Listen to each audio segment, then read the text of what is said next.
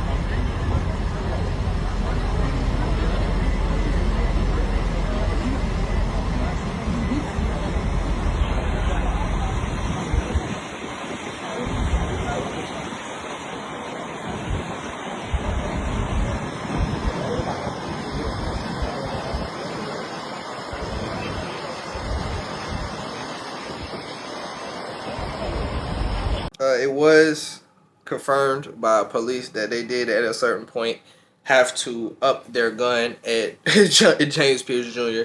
While they were trying to arrest him. Obviously, nothing. They did not fire. Luckily, didn't want that to happen anyway. But that did happen at a point, because obviously, like I told you, take 7 officers. This is a huge individual, very strong. He's an NFL athlete, for God's sakes, a great one at that one.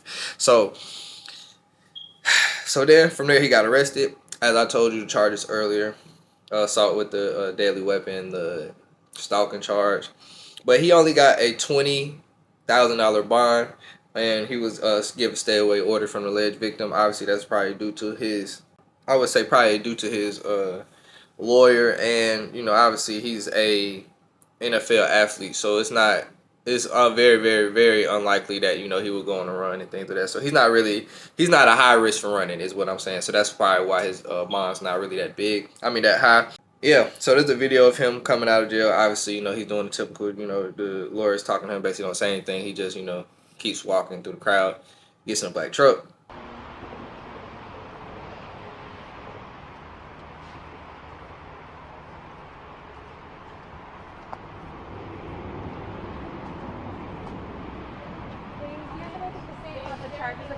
No comment at this time. Do you want to say anything? We released a comment earlier. We stand by that. Thank Would you. you like to say anything to the NFL fans? To the Atlanta fans? Were you stalking her? And yeah, bro. That's pretty much the extent of it. So, everybody has had an opinion about this for certain reasons. I mean, I will say this is probably one of the most, I would say, interacted, like, definitely by males about domestic violence victims. So that's a good thing. Now, what may be the reasons behind it because of what Rickea looks like, that's true. But luckily, I mean, I'm gladly, I'm seeing a domestic violence victim get some exposure, I guess you could say, because it's just, I feel like it's not taken seriously enough in the black community. And this was a very serious incident because crashing your car into somebody very well could cause them to lose their life. So, the other things about James Pearce Jr. is, if you didn't know, James Pearce Jr., one, he got arrested before, and two, it's been reported multiple times about his character issues. So, you had one person, a teammate, said about him before the draft, these are not made up character concerns. By the way, I went to high school with this. He is actually crazy. He had the worst anger issues ever. And then, if you don't remember, last year, he had, they do some type of, with the NFL draft, they do some type of like rating system about character issues and things of that sort. And he had like the lowest grade. So, character concerns were a very, very big thing for James Pearce Jr., but obviously he got drafted in the first round because he is that great of a talent. I mean, he had 10.5 sacks his rookie season. He is actually a phenomenal talent, but it's not looking good at this moment in time. But I don't know. I'm kind of I don't know. I'm in between on what they might punish him with. Now, getting into his former arrest. So also, Pearce was previously arrested in December of 2023 in Knoxville, Tennessee, where they stopped him for speeding 63 miles in a 35-mile-per-hour zone with expired tags. Expired tags with NIL is crazy, but 63 miles per hour, 35. I mean, that's wicked crazy, but that's not the worst thing in the world. But they say he didn't follow instructions during the traffic stop. He was charged with speeding, driving on a suspended license, failure to present insurance, registration not properly displayed, and improper window tint. And all his charges were dropped a week later after Pearce paid his court fees and proved he had obtained a valid license. So, that's nothing too crazy. But it does say that, with his car, he might do some nothing. But in all seriousness, yeah, like I said, in the positive side, obviously, this whole situation is crazy. But on the positive side, it's glad to see that a domestic violence victim get this much exposure, even if some of the reason may be in that, I'm not even going to get into why, but in why it may be. But it's good that is happening. As far as his suspension, I don't know. It's very hard to tell. I think it really depends. I think the legal matter has to go before the suspension. But then again, trials do take a while. So if he, waives his right for speed trial, they really do like he got to sit on here for 1-2 years. I don't know. Would Roger Goodell like suspend him some games and then allow him to play while he's waiting for trial? I'm not sure. In all honesty, the NFL has been a league who's been very, kind of light on people with criminal cases. People felt like Rasheed Rice was very light with the 6 games. Because, they said he obviously, his, vehicle thing was very, publicizing the vehicles. But, I mean, the videos put out by TMZ and things of that sort. So, everybody's seen it.